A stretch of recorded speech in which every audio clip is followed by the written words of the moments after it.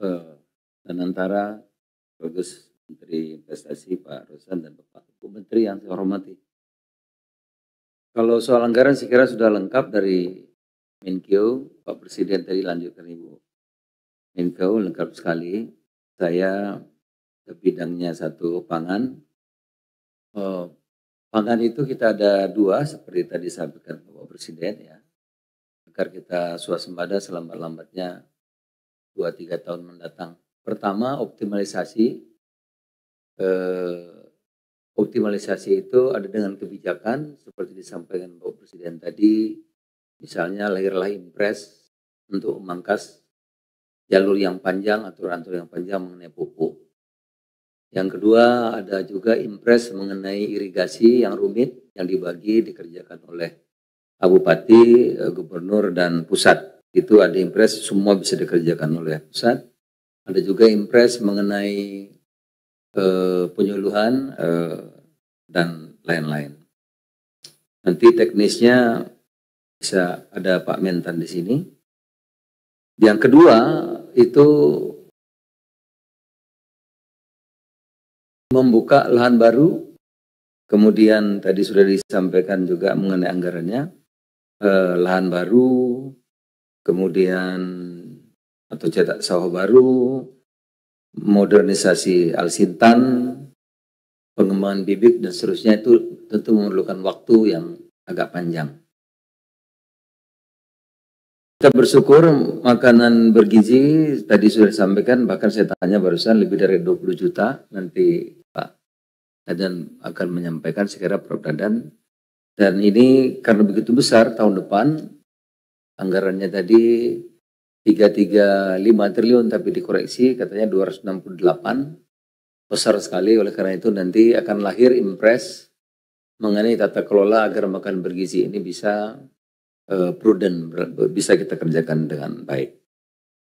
Yang berikutnya Kopdes, Koperasi Desa Merah Putih atau Koperasi Kelurahan Merah Putih.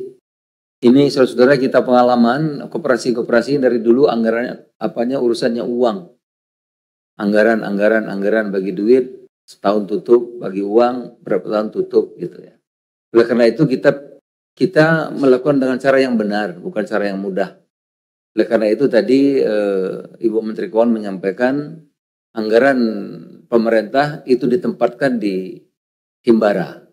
Oleh karena itu koperasi ini tidak memakai uang APBN langsung.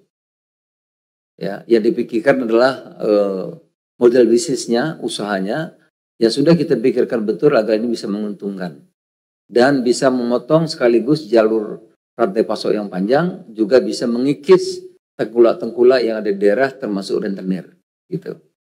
Itu Kopdes dan Koperasi Kelurahan. Misalnya ada 7 gerai yang diperintahkan oleh Bapak Presiden, antara lain sembako, nanti dari pusat produsen langsung koperasi, ada gas 3 kilo, ada pupuk yang semua dibutuhkan oleh desa, ya, kemudian juga briling atau mandiri link atau BSC link, itu nanti dari rentenir bisa langsung akses perbankan dengan cepat.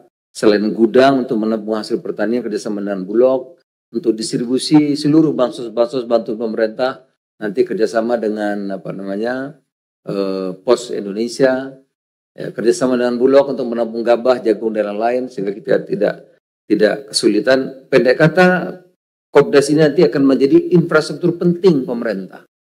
Sekarang Pak Amran kalau mau melaksanakan operasi pasar itu sulit sekali. Berasnya masuk pasar bisa dioplos atau dicampur. Kalau kita harga minyak goreng tinggi, kita masuknya kemana? Ke pasar. Pasar juga bisa dicampur. Tapi dengan Kopdes nanti kita punya 80.000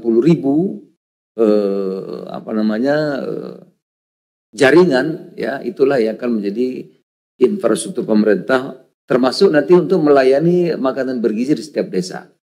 Ya, sehingga diharapkan ekonomi bisa tumbuh dari desa, karena setiap desa nanti ada kegiatan-kegiatan, pusat-pusat kegiatan ekonomi yang baru.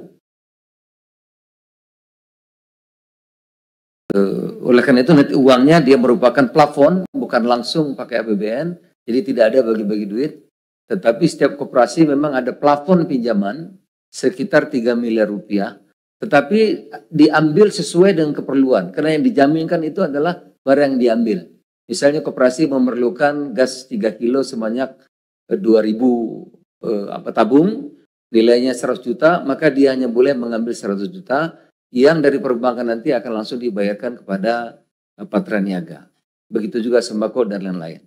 Jadi dia merupakan plafon pinjaman dan jaminan adalah barang yang diambil itu, saudara. Dan di Kopdas ini ada cashless, semua pakai sistem yang dibantu oleh Telkom, nanti bisa dimonitor melalui telepon.